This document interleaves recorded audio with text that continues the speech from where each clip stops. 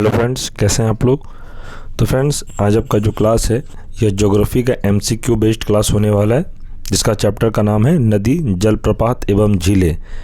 और फ्रेंड्स, इससे पहले 4 चैप्टर का मैंने एमसीक्यू आप लोगों को कंप्लीट करवा दिया है। अगर आप लोगों ने नहीं देखा है तो चैनल पर प्लेलिस्ट बना हुआ है, आप लोग प्लेलिस्ट चेक करके शुरू से क्लास कर सकते हैं। और फ्रेंड्स, ये chapter wise MCQ NCERT based मैं आपको क्लास करवा रहा हूँ, और ये नदी, जलप्रपात एवं झीलें से रिलेटेड जितने भी इम्पोर्टेंट प्रश्न होंगे मैं आपको इस वीडियो में कंप्लीट करवा दूंगा। और फ्रेंड्स, मैं आपको एक बात बता दूं, बीपीएससी तैयारी 4 का आप लोग तैयारी कर रहे हैं, चाहे आप किसी भी क्लास का तैयारी कर रहे हैं, पीआरटी का तैयारी करते रहो, चाहे फिर 6 to 8, 9th, 10th, 11th, 12th, ये सभी क्लास के लिए इम्पॉर्टेंट होगा। और मैं इस चैनल पर जितने भी क्लास कंप्लीट करवा रहा हूँ ये सभी क्लास के लिए। और मैं बता दूँ, जो पीआरटी का तैयारी कर रहे हैं यानी कि 1 to 5 क्लास का, उनके लिए यह चैप्टर तो बहुत ही इम्पॉर्टेंट होगा, क्योंकि आपको पता होना चाहिए ज्योग्राफी से कम 18 से 20 प्रश्न एग्ज़ाम में देखने को मिलेगा आपको। अभी तक का यही पैटर्न रहा है तैयारी 3 तक। तो आप लोग ज्योग्राफी का क्लास बिल्कुल भी मिस ना करें। मैं जितने भी क्लास कंप्लीट करवाया हूँ इस चैनल पे, आप लोग प्लेलिस्ट चेक करके क्लास कंप्लीट कर लें। मैंने ज्योग्राफी का थ्योरी क्लास भी पूरा कंप्लीट करा दिया है। आप लोग अगर नहीं देखे हैं तो प्लेलिस्ट बना हुआ है, थ्योरी क्लास चैप्टर 1 से आप लोग क्लास स्टार्ट कर सकते हैं। और फ्रेंड्स, इस चैनल पे मॉडर्न हिस्ट्री, राष्ट्रीय आंदोलन सभी का क्लास कंप्लीट करा दिया गया है। मॉडर्न हिस्ट्री का क्लास आप लोग प्लेलिस्ट चेक करिए, लगभग 32 से 33 चैप्टर तक मैंने कंप्लीट कराया है, और एक वीडियो में मैंने मैराथन क्लास भी कंप्लीट करा दिया है मॉडर्न हिस्ट्री का। मॉडर्न हिस्ट्री का लिंक मैं इस वीडियो के डिस्क्रिप्शन में प्रोवाइड करवा दूंगा। तो फ्रेंड्स, चलिए आज का क्लास शुरू करते हैं। अगर आप चैनल पर नए हैं तो चैनल को सब्सक्राइब कर लें और वीडियो को लाइक ज़रूर कर दें। तो पहला प्रश्न है, निम्न में से कौन सी नदी ज्वारनद बनाती है? तो यह हो जाएगा ताप्ती। ताप्ती नदी बनाती है। सॉल्यूशन में देखेंगे, वंश घाटियों में बहने वाली नदियां समुद्र में मिलने से पहले ज्वारनदमुख का निर्माण करती है। ताप्ती भ्रंश घाटी में प्रवाहित होने वाली नदी है। यह मध्य प्रदेश के बैतूल जिले में स्थित सतपुड़ा पर्वत श्रेणी की मुल्ताई पहाड़ियों से निकली है, जो पूर्व से पश्चिम की ओर नर्मदा के लगभग समानांतर 724 किलोमीटर की लंबाई में एक द्रोणी में प्रवाहित होती है। यह महाराष्ट्र के खानदेश के पठार एवं गुजरात के मैदान को पार करती हुई अरब सागर में गिरती है। इसे आप ध्यान रखिएगा। आगे प्रश्न देखेंगे।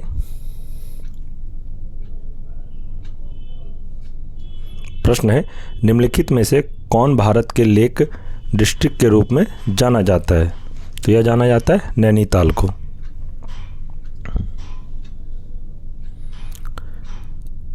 इसका सॉल्यूशन देखेंगे कि उत्तराखंड राज्य में स्थित नैनीताल को भारत के लेक डिस्ट्रिक्ट के रूप में जाना जाता है, क्योंकि यह चारों ओर से झीलों से घिरा हुआ है। यहाँ की सबसे प्रमुख झील नैनी है, जिसके नाम पर इस जिले का नाम नैनीताल पड़ा है। याद रखिएगा इस प्रश्न को। आगे प्रश्न है, कर्नाटक स्थित जोग प्रपात किस नदी स्थित है? तो यह है श्रावती नदी पर स्थित है। जोग प्रपात कर्नाटक के शिमोगा जिले में कावेरी नदी की सहायक श्रावती नदी पर स्थित है। यह 4 छोटे छोटे प्रपातों राजा, राकेट, रोरर और दाम ब्लाचे से मिलकर बना है। इसका अन्य नाम गरसोप्पा या महात्मा गांधी जल प्रपात भी है। इसकी ऊंचाई 253 मीटर है। इसे भी आप ध्यान रखिएगा।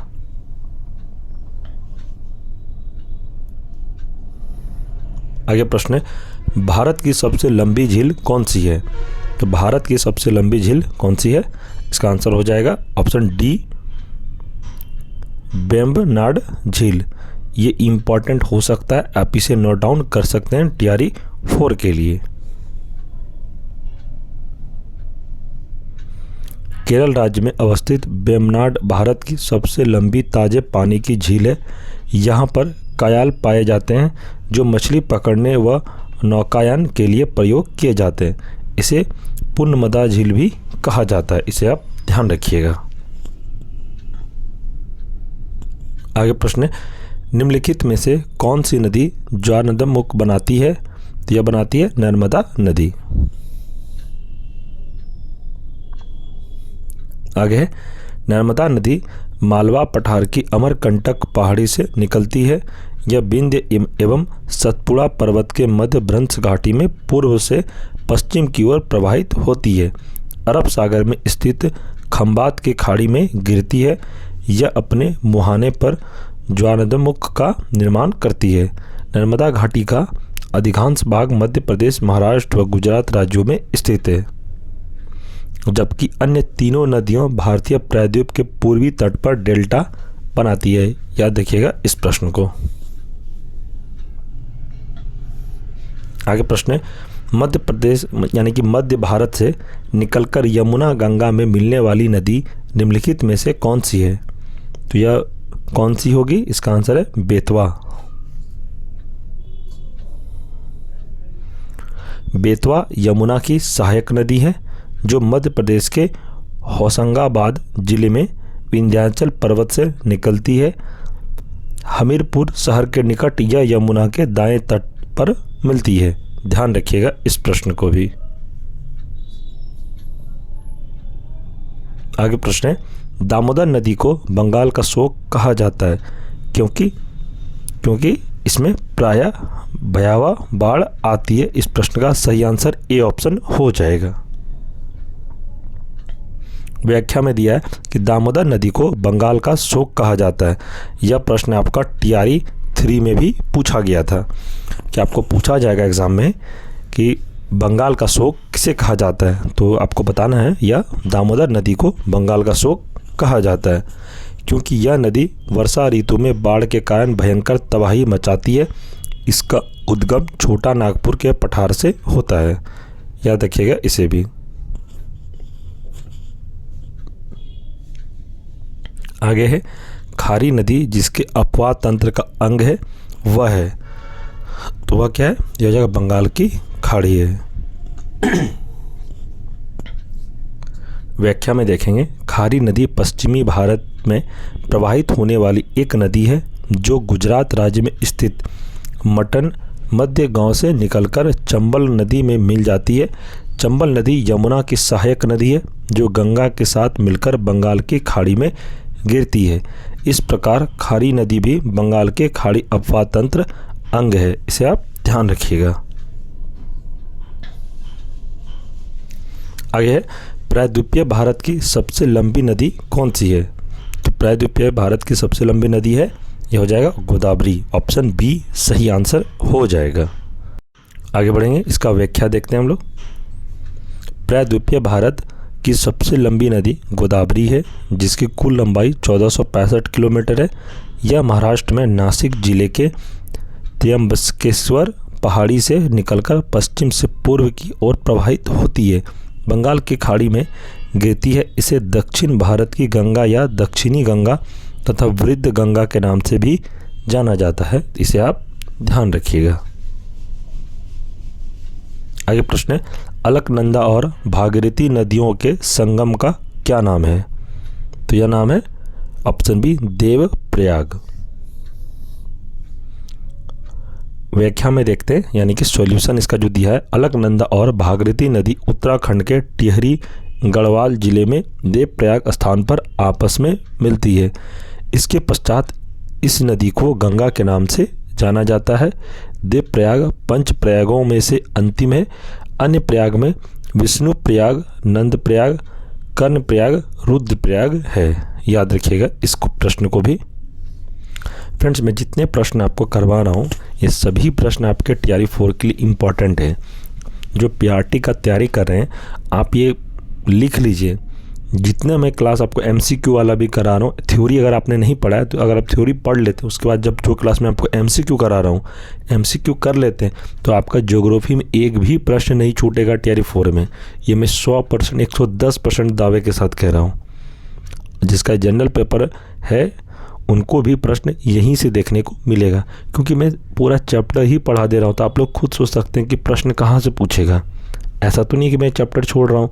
एक चैप्टर में जितने प्रश्न बनते हैं सारा प्रश्न मैं आपको करवा रहा हूँ। तो आप लोग खुद समझदार हैं कि प्रश्न तो यहीं से पूछा जाएगा, इसलिए आप लोग बार बार ये मैसेज बिल्कुल भी ना करें सर ये हमारे क्लास के लिए है कि नहीं, पीआरटी के लिए है कि नहीं, 6 to 8, 9, 10 ये सभी क्लास के लिए है, इस बात का आप ध्यान रखिएगा। चलिए आगे प्रश्न है, तिब्बत में सांगपो कहलाने वाली नदी कौन सी है? यह है ब्रह्मपुत्र नदी। व्याख्या में देखते हैं, भारत में प्रवाहित होने वाली ब्रह्मपुत्र नदी तिब्बत से निकलती है, जिसे वहाँ सांगपो नदी के नाम से जाना जाता है। बांग्लादेश में इसे जमुना नाम से जाना जाता है, इसे ध्यान रखिएगा आप। आगे प्रश्न है, निम्नलिखित में से कौन दो भारतीय राज्यों की सीमा पर स्थित झील है? तो कौन सा स्थित झील है? इसका आंसर हो जाएगा ऑप्शन डी, पुलकिट।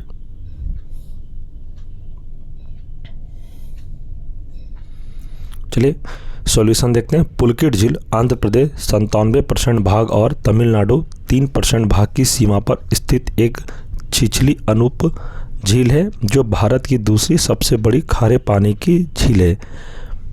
श्रीहरिकोटा द्वीप इस झील को बंगाल की खाड़ी से अलग करता है, इसे आप ध्यान रखिएगा।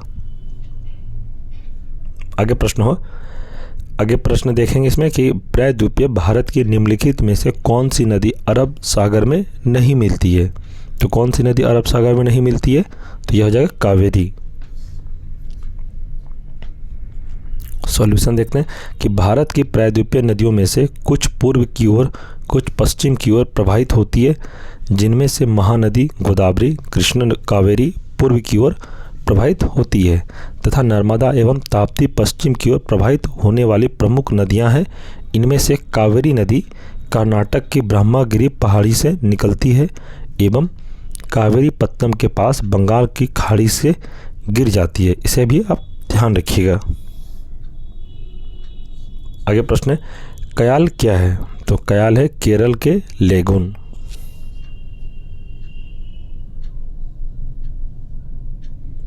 जब नदी के मुहाने पर समुद्र की धाराएं या पवनों द्वारा बालू या मिट्टी के अवसादों से निर्मित टीलों के द्वारा स्थलीय जल क्षेत्र समुद्र से अलग हो जाती है, तो उस अनूप कहा जाता है। चिल्का, केलरू एवं पुलकिट अनूप झील के प्रमुख उदाहरण हैं। केरल स्थित लेगुन झीलों को कयाल के नाम से जाना जाता है, जिसे पुन्नामाद कयाल, अष्टमुडी कयाल, बेबनाड कयाल आदि कहते हैं। चलिए आगे प्रश्न है कि सिंधु नदी का उद्गम होता है, तो कहाँ से होता है? तो यह कैलाश पर्वत माला से। आपसे एग्जाम में प्रश्न पूछा जाएगा कि सिंधु नदी का उद्गम स्थल कहाँ से है? आपको बताना है कैलाश पर्वत माला से है। सॉल्यूशन देखते हैं कि सिंधु नदी कैलाश पर्वत माला में स्थित है, मानसरोवर झील से निकलती है। इसकी कुल लंबाई 2880 किलोमीटर है। भारत में इसका अपवाह क्षेत्र 700 किलोमीटर है। पाकिस्तान को सिंचित करते हुए यह मकरान तट पर अरब सागर में मिल जाती है, इसे भी आप ध्यान रखिएगा।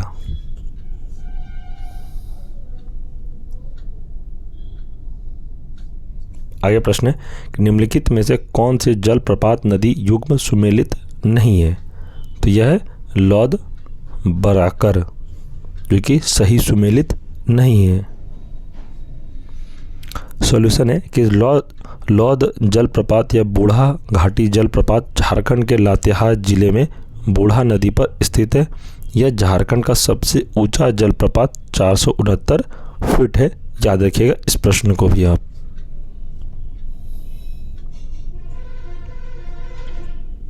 चलिए आगे, अरुणाचल प्रदेश में प्रवेश करने का ब्रह्मपुत्र नदी को किस नाम से संबोधित किया जाता है? तो किस नाम से संबोधित किया जाता है? तो इसका आंसर जो ऑप्शन बी, दिहांग नाम से संबोधित किया जाता है।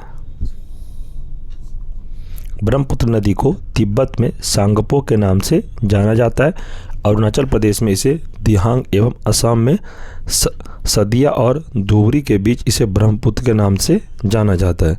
ये प्रश्न को आप VVI नोट डाउन जरूर कर लें। एक प्रश्न आपको देखने को मिल सकता है टियरी 4 में। आगे है, रजरपा किन नदियों के संगम पर अवस्थित है? तो यह है दामोदर भेड़ा नदी पर अवस्थित है। सॉल्यूशन है इसका कि राजरप्पा झारखंड राज्य के रामगढ़ जिले में दामोदर एवं भैरवी या भेड़ा नदियों के संगम पर स्थित एक तीर्थ स्थल है।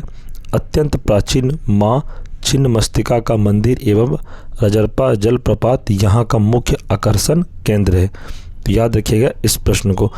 यही सब प्रश्न आपको तैयारी 4 में देखने को मिलेगा। मैं आपको ये 100% कह रहा हूँ फ्रेंड्स। आप अच्छे से क्लास करिए। अगर आपको एक बार में समझ में नहीं आता है तो क्लास को 2 से 3 बार आप रिपीट करके ज़रूर देख लें। उससे यह होगा कि आपका रिवीजन भी अच्छे से हो जाएगा।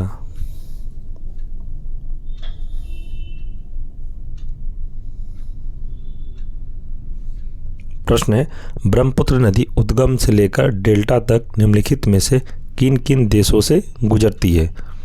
तो कौन कौन देशों से गुजरती है? तो इसका आंसर है ऑप्शन सी, चीन, भारत और बांग्लादेश। सॉल्यूशन है इसका, ब्रह्मपुत्र नदी तिब्बत में कैलाश पर्वत पर चेमयायुंगडुंग ग्लेशियर में स्थित मानसरोवर झील से निकलती है, जो भूटान, तिब्बत, सांगपो, चीन, भारत, दिहांग व ब्रह्मपुत्र, बांग्लादेश, जमुना में प्रवाहित होने के बाद बंगाल की खाड़ी में गिरती है। ध्यान रखिएगा इस प्रश्न को भी आप। प्रश्न है आगे कि भारतीय मरुस्थल की एक महत्वपूर्ण नदी है। यह कौन सी नदी है? तो यह लूनी नदी है। इसका हम लोग सॉल्यूशन देखेंगे कि लूनी नदी अजमेर के दक्षिण पश्चिम में अरावली श्रेणी से निकलती है। यह नदी अरावली के समानांतर अर्ध मरुस्थलीय प्रदेश में प्रवाहित होती है। खुई कुछ के रन दलदली क्षेत्र में विलुप्त हो जाती है। नेक्स्ट प्रश्न देखेंगे, लोकटक है एक। तो लोकटक क्या है? तो लोकटक तो एक झील है फ्रेंड्स। तो इसका ऑप्शन हो जाएगा सी।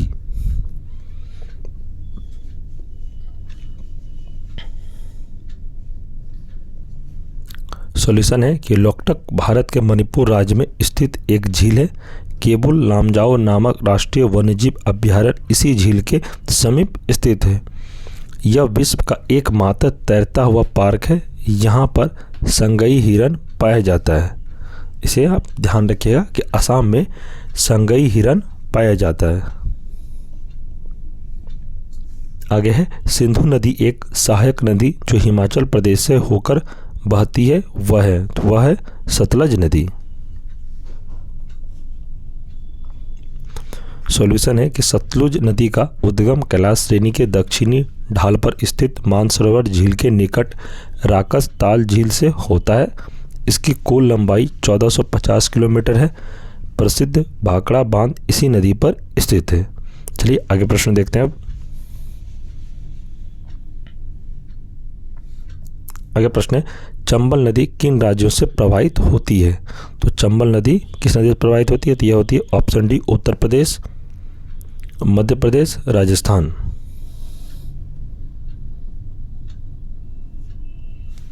चंबल नदी मध्य प्रदेश के मऊ जिले के निकट विंध्य पर्वत श्रेणी के जानापा पहाड़ी से निकलती है। यह उत्तर प्रदेश राज्य में यमुना नदी में मिलने से पूर्व मध्य प्रदेश एवं राजस्थान के मध्य सीमा बनाती है। इस प्रकार यह नदी 3 राज्यों मध्य प्रदेश, राजस्थान, उत्तर प्रदेश से होकर प्रवाहित होती है। चंबल नदी पर गांधी सागर बांध, राणा प्रताप सागर बांध, जवाहर सागर बांध तथा कोटा बैराज बनाए गए हैं। चलिए आगे बढ़ते हैं।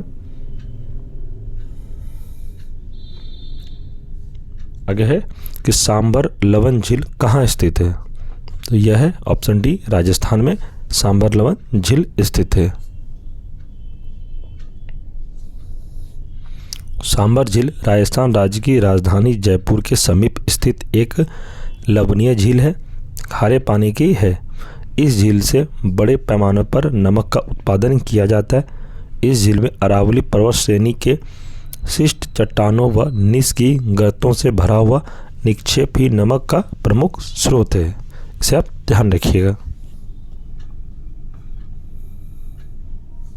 आगे प्रश्न है कि भारत के किस राज्य में खारे पानी की सबसे बड़ी झील है?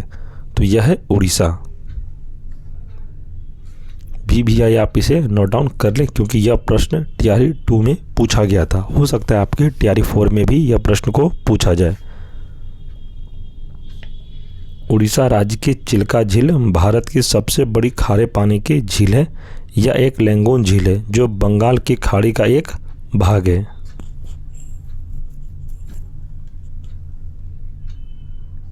आगे प्रश्न है कि गंगा नदी उदाहरण है, तो किसका उदाहरण है? तो हो जाएगा पूर्ववर्ती अफवाह का। ऑप्शन ए सही आंसर इसका हो जाएगा। गंगा नदी पूर्ववर्ती अफवाह का उदाहरण है।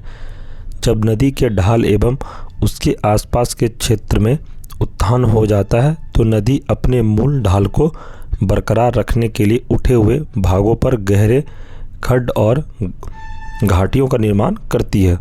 ऐसे अफवाह को पूर्ववर्ती अफवाह कहते हैं। हिमालय की अधिकांश नदियां जैसे ब्रह्मपुत्र, सिंधु, तीस्ता पूर्ववर्ती अफवाह का उदाहरण है।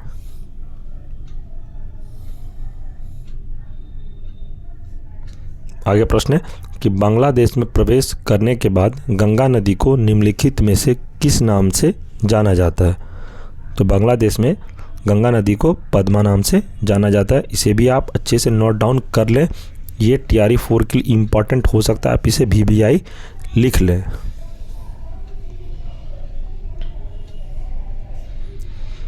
सॉल्यूशन में कि बांग्लादेश में गंगा को पद्मा के नाम से जाना जाता है तथा ब्रह्मपुत्र नदी को बांग्लादेश में जमुना नाम से जाना जाता है।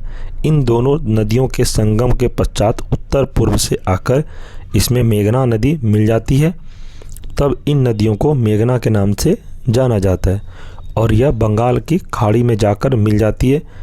लोहित ब्रह्मपुत्र के बाएं किनारे से मिलने वाली एक सहायक नदी है। याद रखिएगा इस टॉपिक को आप।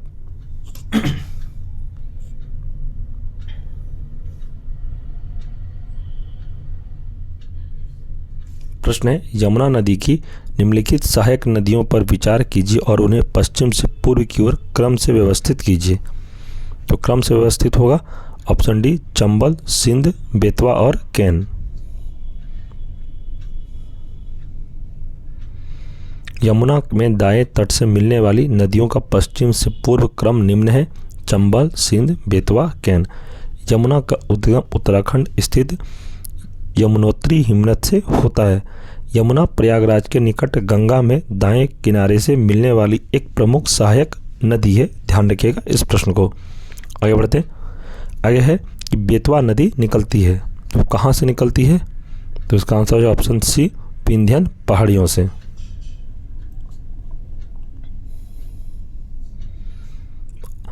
सॉल्यूशन है कि बेतवा नदी मध्य प्रदेश में विंध्य पर्वत श्रृंखला से समुद्र तल से 576 मीटर की ऊंचाई से रायसेन जिले से निकलती है। यह उत्तर प्रदेश के हमीरपुर जिले में यमुना नदी से मिल जाती है। चलिए आगे बढ़ते हैं। निम्नलिखित में से गंगा नदी घाटी का भाग कौन सी उपनदी है? तो यह उत्तरी कोयल।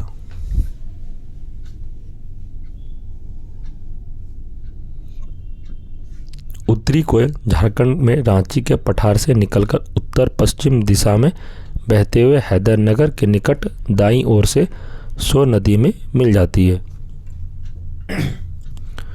दक्षिणी कोयल नदी झारखंड में छोटा नागपुर पठार से निकलकर दक्षिण की ओर बहते हुए उड़ीसा में प्रवेश करती है, जहां शंख नदी इससे आकर मिलती है। इन दोनों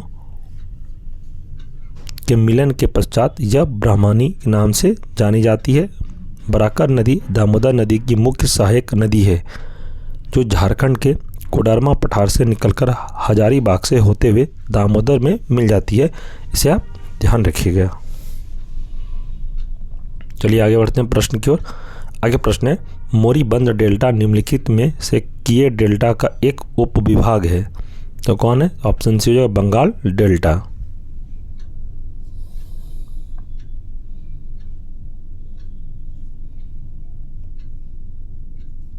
सॉल्यूशन है कि मोरीबंद डेल्टा पर बंगाल डेल्टा या गंगा ब्रह्मपुत्र डेल्टा का एक उपविभाग है। विभिन्न भौगोलिक विशेषताओं के आधार पर बागची जैसे लेखकों ने बंगाल डेल्टा का 3 उपविभाग में विभाजित किया है। पहला है मोरीबंद मिड डेल्टा, दूसरा है प्रो डेल्टा और सक्रिय डेल्टा।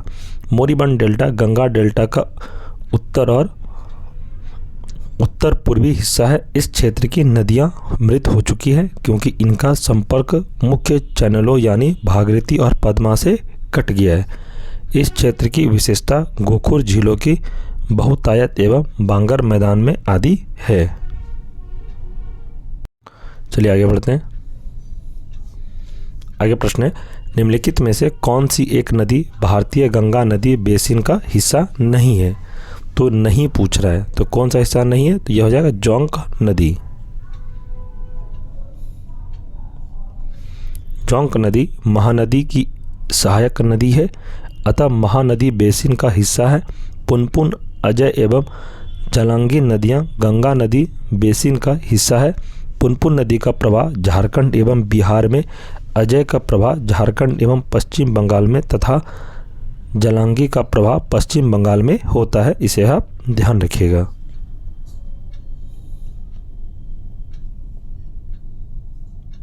आगे प्रश्न है, निम्नलिखित में से कौन सी ब्रह्मपुत्र की सहायक नदी है? तो कौन सी है? तो हो जाएगा उपरोक्त सभी। दिबांग भी है, कामेंग भी है और लोहित भी है। तीनों को याद कर लीजिएगा। दिबांग, नाम कामेंग और लोहित तीनों ही ब्रह्मपुत्र की सहायक नदियां हैं। तीनों का उद्गम क्षेत्र अरुणाचल प्रदेश में और तीनों ही असम में आकर ब्रह्मपुत्र से मिलती है। लेकिन दिबांग और लोहित बाईं ओर से तथा कामेंग दाईं ओर से ब्रह्मपुत्र में मिलती है।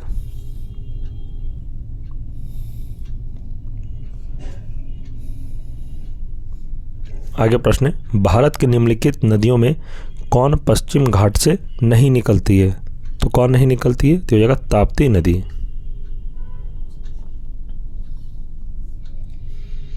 ताप्ती नदी मध्य प्रदेश के मुल्ताई नामक स्थान से निकलती है। यह सतपुड़ा एवं अजंता श्रेणी के बीच स्थित भ्रंश घाटी से प्रवाहित होते हुए सूरत के निकट खंबात की खाड़ी में ज्वारंद मुख का निर्माण करती है। अन्य नदियों का उद्गम स्रोत कौन कौन है देखते हैं। पहला है गोदावरी जो कि नासिक महाराष्ट्र में है। कावेरी कुर्ग जिले की ब्रह्मगिरी पहाड़ियों से कर्नाटक। तीसरा है कृष्णा महाबालेश्वर के निकट महाराष्ट्र में से निकलती है। उद्गम स्रोत है इस तीनों का, आप इसे याद रखिएगा। आगे प्रश्न है, भारत में चंद्रा और भागा नदियां किस क्षेत्र में बहती है? तो यह बहती है ऑप्शन सी लाहौल में। व्याख्या है कि भारत में हिमाचल प्रदेश के लाहौल घाटी में चंद्रा और भागा नदियां प्रवाहित होती है। चंद्रा नदी का उद्गम चंद्रा ताल के निकट एक ग्लेशियर से होता है, जबकि भागा नदी का उद्गम बारालाचाला के निकट है। तंडी के निकट चंद्रा एवं भागा का संगम होता है। इसके पश्चात इनकी संयुक्त धारा चिनाब कहलाती है। इसे आप ध्यान रखिएगा। आगे प्रश्न है, निम्नलिखित में से कौन सी नदी हिमालयी पार ट्रांस हिमालय नदी है?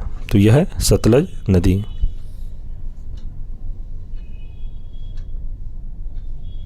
चलिए व्याख्या में देखेंगे। ट्रांस हिमालय महान हिमालय के उत्तर में स्थित है। इसमें काराकोरम, लद्दाख, जास्कर एवं कैलाश पर्वत श्रेणियां शामिल है। सतलज, सिंधु, ब्रह्मपुत्र नदियां ट्रांस हिमालय से निकलती है। गंगा नदी महान हिमालय गंगोत्री हिमनद उत्तराखंड से निकलती है।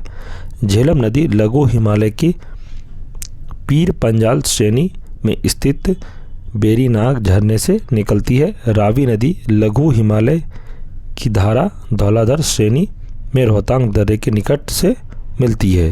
इसे भी आप ध्यान रखिएगा। आगे प्रश्न है, कश्मीर में पहलगाम किस नदी के किनारे बसा है? तो किस नदी के किनारे बसा है? इसका आंसर हो जाएगा ऑप्शन सी लिद्दर।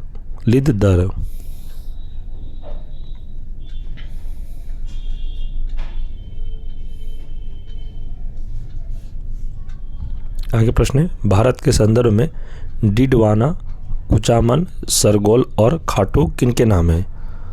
तो यह नाम है ऑप्शन डी लवन झील।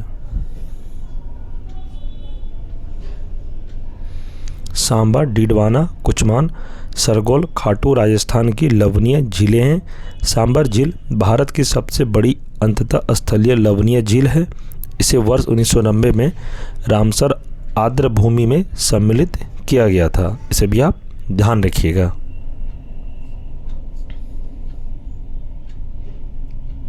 आगे प्रश्न है, निम्नलिखित में से कौन सी एक कृत्रिम झील है? तो कृत्रिम झील है ऑप्शन ए कोडाईकनाल, जो कि तमिलनाडु में स्थित है। सॉल्यूशन है कि कोडाईकनाल झील तमिलनाडु के डिंडीगुल जिले में स्थित है, एक कृत्रिम झील है। इसे ब्रिटिश भारत में मुदैरे के कलेक्टर सर हेनरी लिविंग ने 1863 में बनाया था। नैनीताल उत्तराखंड में स्थित मीठे पानी की एक विवर्तनिक झील है। रेणुका झील हिमाचल प्रदेश की सबसे बड़ी प्राकृतिक झील है। इसे भी आप ध्यान रखिएगा।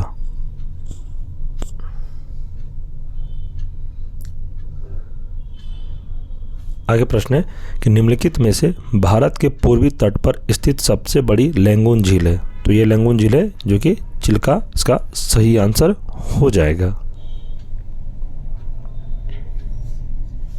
व्याख्या में है कि लैंगून तटीय क्षेत्र में स्थित खारे पानी की उथली यानी उथली झील है, जिसे संकीर्ण भू आकृति जैसे बालू, टीले, बैरियर रीफ या इस्थमस द्वारा महासागर से पृथक किया जाता है। चिल्का झील पूर्वी तट पर स्थित सबसे बड़ी लैंगून झील है। पुलकिट झील भारत की दूसरी सबसे बड़ी लैंगून झील है। यह आंध्र प्रदेश एवं तमिलनाडु राज्य में विस्तृत है। किली वैली तमिलनाडु राज्य में स्थित एक लैंगून झील है। कोलेरू मीठे पानी की झील है जो गोदावरी एवं कृष्णा नदियों के बीच स्थित है। आंध्र प्रदेश राज्य में स्थित यह एक रामसर स्थल है। इसे भी आप ध्यान रखिएगा।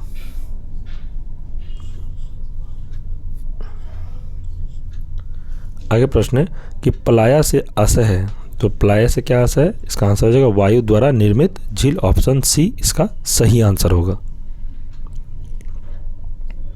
सॉल्यूशन है कि प्लाया वायु द्वारा निर्मित झील को कहते हैं।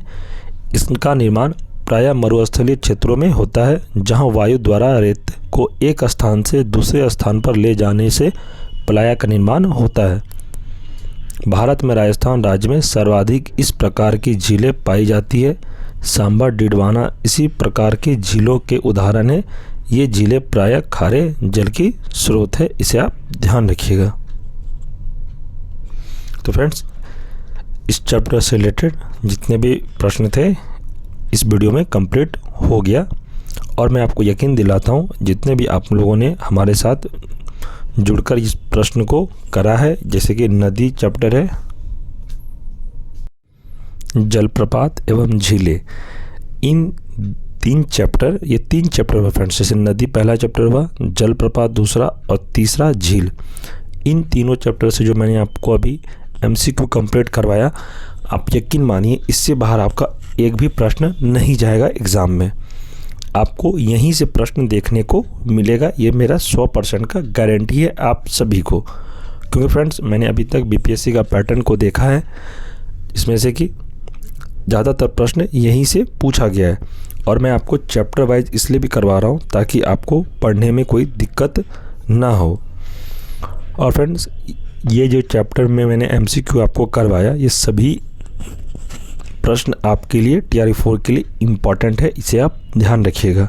और जिस किसी ने ज्योग्राफी का थ्योरी क्लास अभी तक नहीं देखा है, तो चैनल पर प्लेलिस्ट बना हुआ है। मैं प्लेलिस्ट का लिंक इस वीडियो के डिस्क्रिप्शन में प्रोवाइड करवा दूंगा। आप लोग थ्योरी क्लास चैप्टर वाइज देख लीजिएगा। उसके बाद जब आप MCQ पढ़ेंगे तो MCQ पढ़ने के बाद आपका एक भी डाउट क्लियर हो जाएगा और एक भी डाउट आपका नहीं बचेगा। क्योंकि होता है ना कि थ्योरी क्लास पढ़ने के बाद कुछ डाउट रह जाता है, तो आप जब MCQ करेंगे थ्योरी क्लास करने के बाद तो आपका एक भी डाउट नहीं बचेगा। ये मेरा 100% गारंटी है आपसे।